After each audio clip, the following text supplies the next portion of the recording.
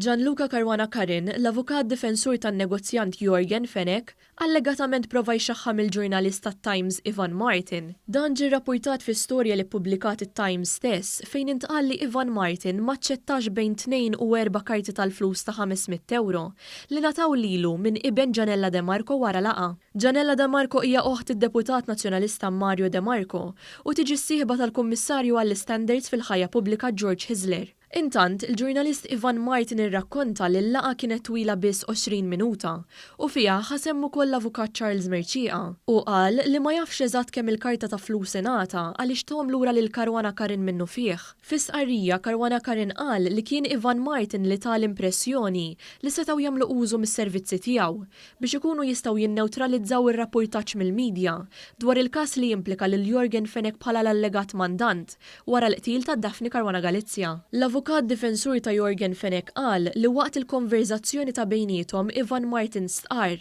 li t-Times of Malta tinsab taħt il-ħakma tal-familja Caruana Galizja u kull artiklu li jkollu kitba li tiffavorixxi lil Yorgen Fenech tiġi immedjatament ċensurata u mneħħija. Allegazzjoni li Ivan Martin flimkien ma' Times of Malta ċaħdu. Fl-istqarrija kien allegat ukoll li Ivan Martin qalilhom li Jason Azzopardi kienet jikkuntattjah kontinwament biex isaqsih dwar il-movimenti u l-kuntatti tad-difiża.